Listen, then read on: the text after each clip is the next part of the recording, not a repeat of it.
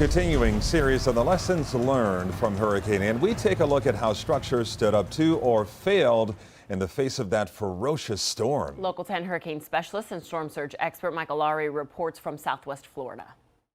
Florida already has some of the strictest building codes in the country, but certainly not every home in Lee and Collier counties, the two hardest hit areas, met those standards. This building under construction just off Fort Myers Beach stands as a stark example of the importance of construction standards. It suffered no damage, while every structure around it now lies in ruins.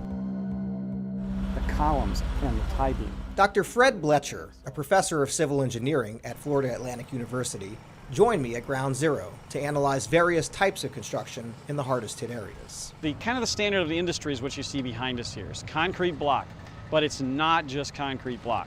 It's concrete block. Every 2 blocks there is horizontal steel, and every so many blocks, depending on the length of the wall, there's vertical steel. And that vertical steel goes from the foundation all the way up to the tie beam. Concrete block structures that weren't reinforced to the current Florida building code quickly crumbled under the pressure from Ian's wind and water. It's just a bunch of blocks because there's nothing to hold it together. Dr. Blecher says homes made of wood, unless it's hardy Dade County pine, now practically extinct, are also no match for a major storm. If you come over and you get lesser grades of wood, they bend too much.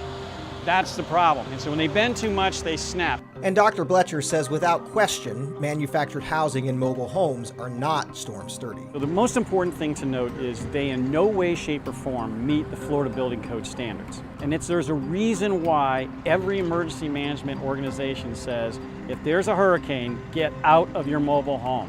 Dr. Blecher says compounding construction concerns is the fact that outside of Southeast Florida, many builders are skirting the Florida code, including the use of particle board. As soon as it gets wet, it swells. So if you're using that for a building material on the side of a building, if it gets wet, all of a sudden your building's going to bubble.